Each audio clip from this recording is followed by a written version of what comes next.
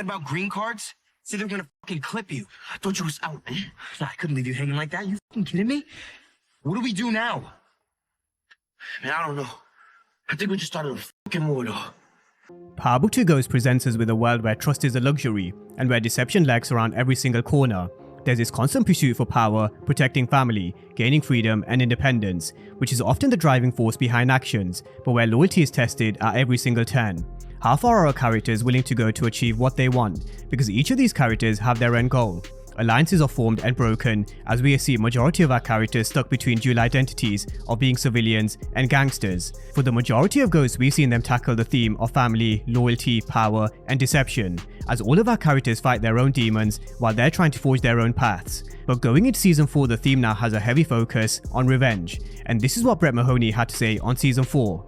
Well, I will tell you that the theme for Season 3 was betrayal, the theme for Season 4 is revenge. So where we've previously touched on Monet seeking revenge, in this video, we're going to be looking at the broader perspective in terms of the entire cast, and who could be seeking revenge in Season 4, from the Tejadas to Tariq St Patrick, Effie and the Westons, and how there could be one or two surprises. So as always, we're going to be running through the evidence, facts and findings, as well as running through some theories around each character's revenge in Power Book 2 Ghost Season 4.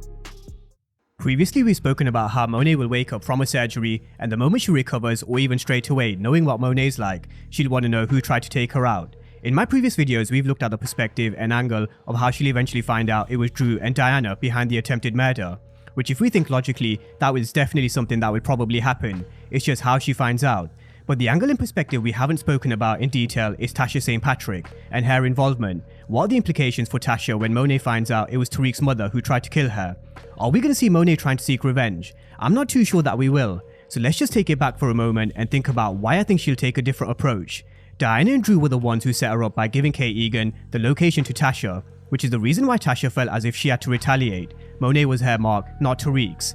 Now, these are two characters who have come face to face before at the end of Season 1 of Ghost, and they are very similar. They do anything to protect their kids from the dangers of the game. They just have different ways and methods. And just think about it this way. If Monet was in Tasha's shoes, do you guys think she would have done the same thing? 100%. I definitely think she would have. So I think she'll actually understand why Tasha did what she did, because she would have done the same thing had she been in Tasha's position. And besides, none of this would have happened if Diana and Dru didn't manipulate the situation. Tommy would never have come back. That means Tasha would never have shot Monet, and she wouldn't be fighting for her life. So Tasha and Monet, if they meet in Season 4, or if Monet speaks to Tariq, I think at some point she would say, you know what, I would have done the same thing.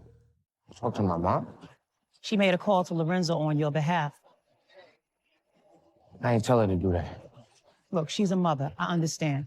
Now here's where it gets interesting and a little dark. What do you guys think they're gonna do with Dru and Diana? And I say they because Monet wasn't the only one who was manipulated, Cane was too.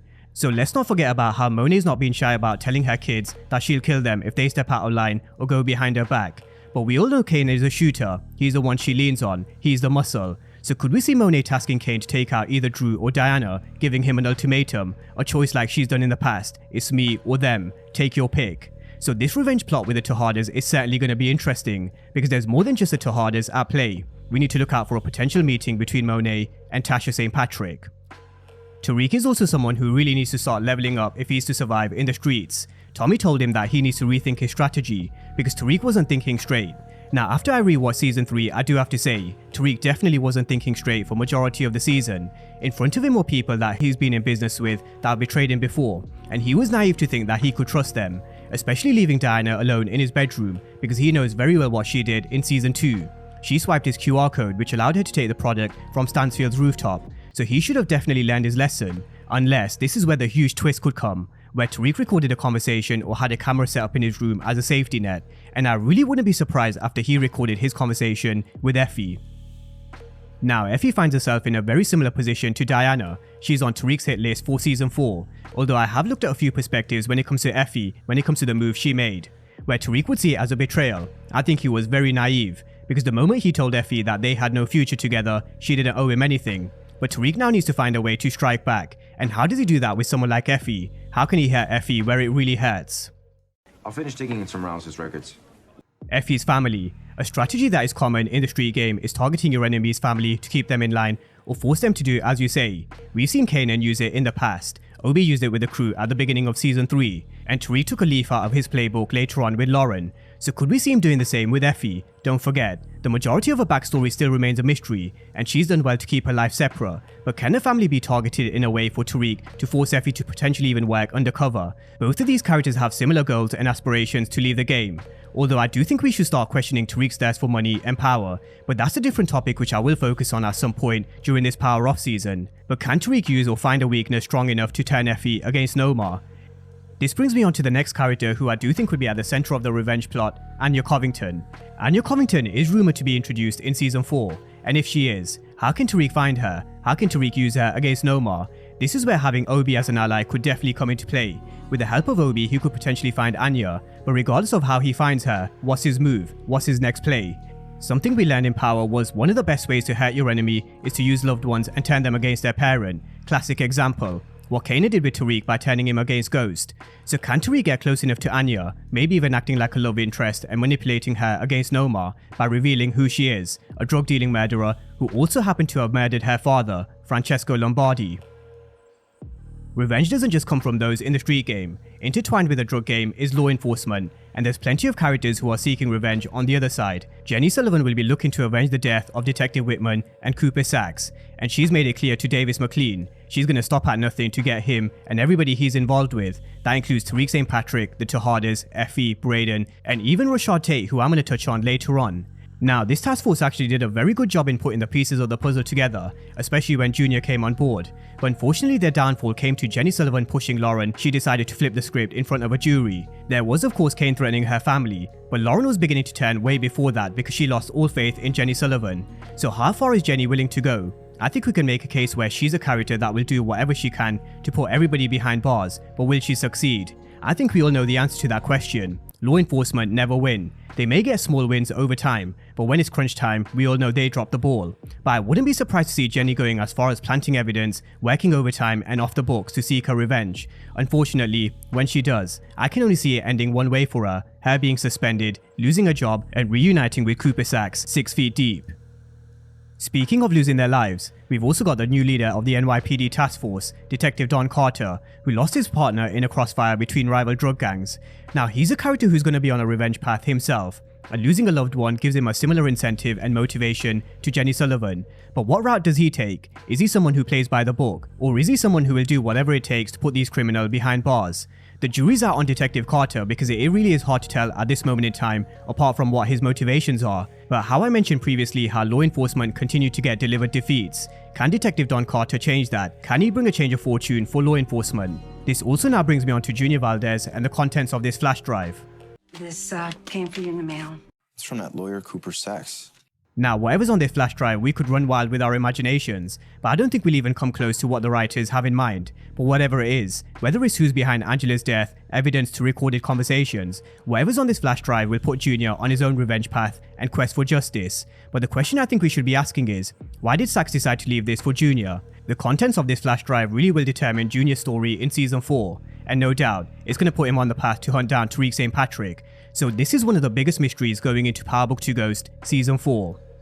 Now, what's no longer a mystery is who Salim Fake Freeman is. He's a fraud, and I do think he's a character that may just resurface, very similar to Everett. I think he's someone who could be a side plot to Diana's story in Season 4. He's someone who got exposed by Diana, but with Diana deeper in the game than she's ever been, and maybe even pushing product at Stansfield or elsewhere.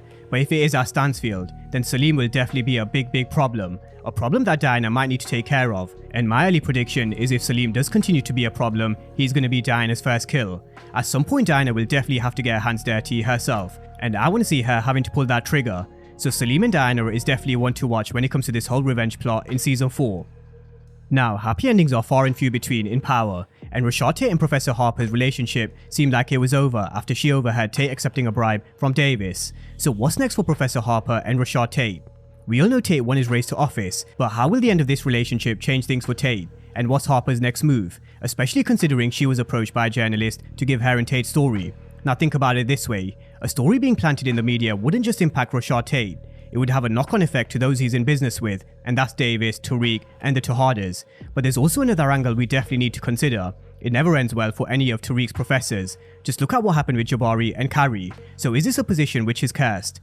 Tate's storyline is so interesting because he's a character who knows a lot of information which even dates back to Tariq killing Ray Ray, so it really is going to be interesting to see where they take this one with Rashad, Tate and Professor Harper. In the firing line for season 4 when it comes to this revenge plot is the Westons.